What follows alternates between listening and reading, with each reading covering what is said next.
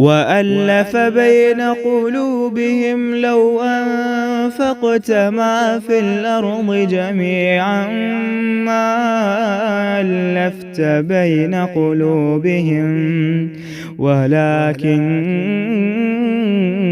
اللَّهَ أَلَّفَ بَيْنَهُمْ إِنَّهُ عَزِيزٌ حَكِيمٌ۔ یاد رکھیے ہر جگہ کچھ نہ کچھ قسم کے لوگ ایسے ہوتے ہیں جو ہمت توڑتے ہیں۔ آج بھی لوگ اسکرینوں پہ آ کے ہمت توڑتے ہیں، تو آپ کہیے کہ نہیں، انشاءاللہ یہ صدی اسلام کی صدی ہے۔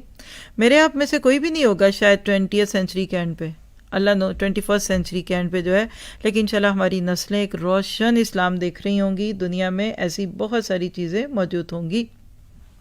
اور یہاں ایک اور چیز نوٹ کیجئے گا کہ یہ جو ہمت توڑنے والا جملہ ہے نا، کہ پتہ نہیں ان کو کیا ہو گیا، غر ہؤلاء دینہم، یہ آج ہر اس شخص کو، آپ میں سے بھی شاید ان کو ملتا ہوگا جو واقعی دین کے لیے کام کرنے کی نیت سے نکلتے ہیں۔ حقیقت ہے کہ آج ہمارے معاشرے میں نماز روزہ ایکسیپٹیبل ہے، حج عمرہ ایکسیپٹیبل ہے، قربانی ایک نہیں دو، بیگم تم اپنی قربانی دے لو، اچھا تم بھی دے لو، اچھا بچوں کی طرف سے دو، ایکسیپٹیبل ہے۔ لیکن دین کے کام، دین کی نشر و اشاعت، اسلام، علم، تعلیم، اس کے لیے قربانی دینے والے کو لوگ کریزی کہتے، پاگل پن کہتے، حماقت کہتے۔ یہاں غر ہؤلاء دینہم میں اپنے آنسو پوچھ لیجئے۔ اگر آپ کو اللہ کی طرف آنے کے بعد تانے سننے پڑے تو یہی سچا راستہ ہے، یہ اسی بات کی دلیل ہے کہ آپ حق پہ ہیں۔ حضرت نوح کو یاد کیا کریں، ان کو بھی کیا کہا گیا تھا؟ الذی، آپ پڑھیں گے سورہ قمر میں، ڈانٹا گیا، جھڑکا گیا۔ تو اس راستے میں باتیں سننے والوں کو تیار رہنا ہے۔ اور ایک بات میں اکثر بول دیتی ہوں کہ نازک مزاج لوگ، سینسٹیو لوگ، آئی ایم سو سینسٹیو، گھر بیٹھیں، اسلام ڈزنٹ نیڈ یو۔ آپ بہت دکھی جلدی ہوتے ہیں، آپ بڑے ایموشنل ہیں، میرا دل ٹوٹ گیا، گھر بیٹھیے۔ اسلام کو شیشے نہیں چاہیے، اسلام کو ٹھکی ہوئی چیزیں چاہیے، اسلام کو وہ لوگ چاہیے جو پتھر ہو۔ دیکھیے پریشر ڈلتا ہے نا تو دو چیزیں ہوتی ہیں، یا تو کاربن بن جاتا، کاربن جیسے آپ کانوں میں دیکھیں نا، یا وہ کاربن کوئلہ بن جاتا ہے یا پھر ڈائمنڈ بن جاتا ہے۔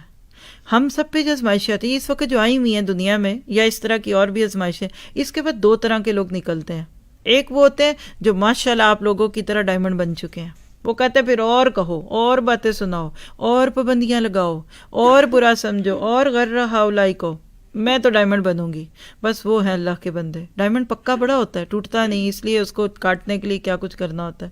اس کے برعکس جو لوگ مجبور، ہائے میں بیچاری، ہائے میں دکھی، ہائے میں اس سے بھی شرمندہ، بچے بھی نہیں خوش، میاں بھی نہیں خوش، سسرال تو پہلے نہیں تھا خوش، جو بیچارگی میں آ گیا وہ چلا جائے۔ آپ اپنے اوپر ظلم کر رہے ہیں، پھر جائیے آپ ان کو خوش کیجئے، آج تک نہیں ہوئے 20 سالوں میں آگے شاید ہو جائیں۔